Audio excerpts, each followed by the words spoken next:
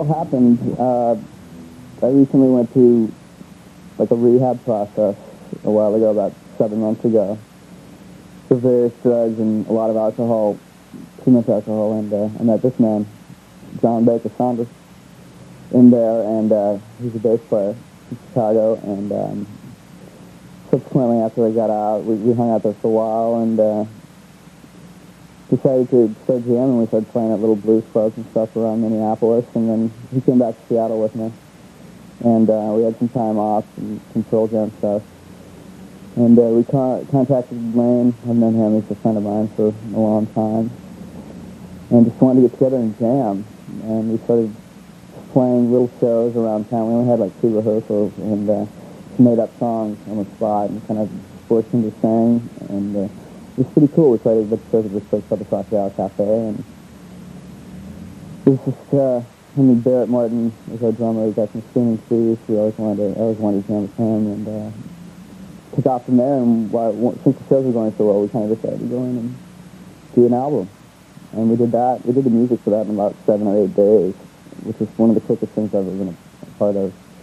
So that's kind of the history of it. Just met this guy in a good old drunk tank. Just a lot of fun to play together, you know, and making the album was a real lot of fun.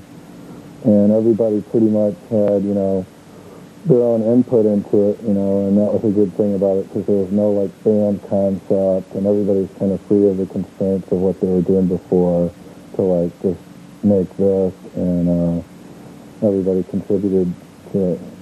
So it was a lot of fun to make. It was really fun. It was just very spontaneous, which was times, I mean, and that happens in Pearl Jam too. But since we all had come from different bands, all we had was the music and not, you know, neurosis so much to deal with.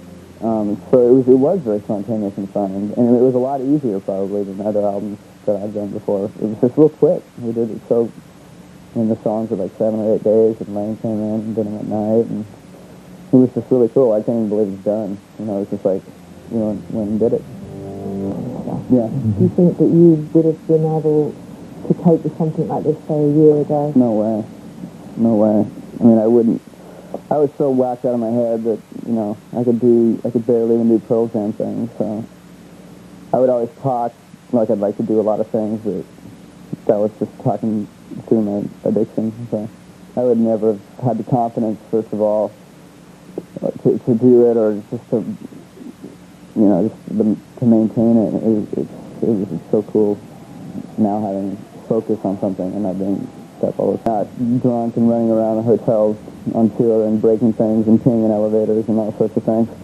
So yeah, they're real supportive of the whole thing.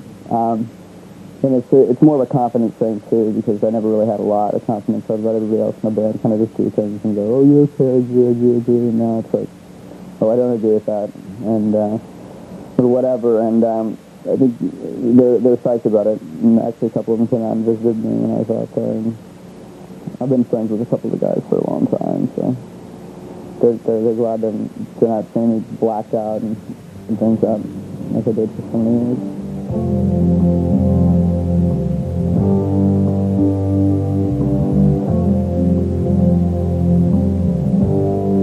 Lane and Barrett are both involved in trying to make a change in their lifestyle too, and you know, it's not about girls or cars or like let's go out and party real hard. You know, it's about thinking about yourself and where you fit in, and that's an important part of the whole record, is that, you know, it's about some serious stuff, and that's one reason why it's kind of been unified, and because it's been a positive thing for everybody involved in it, you know, not just like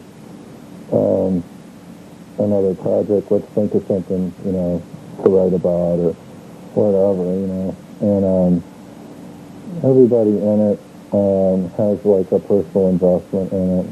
You know, the words are Lane's, but they kind of speak for all of us.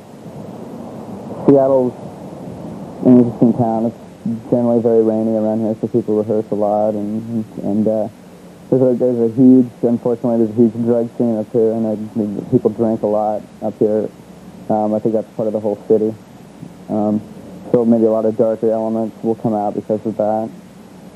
And it's pretty disgusting, actually. But I was part of that for 10 years, probably.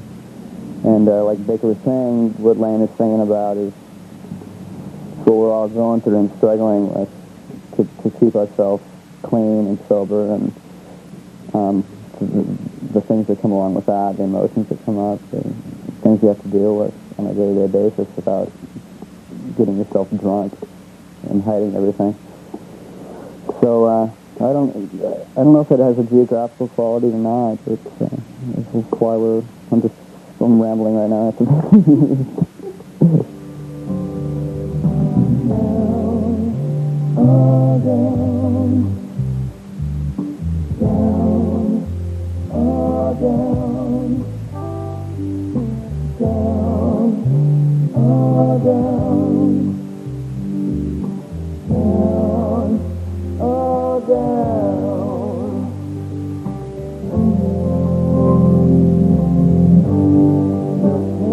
Yourself through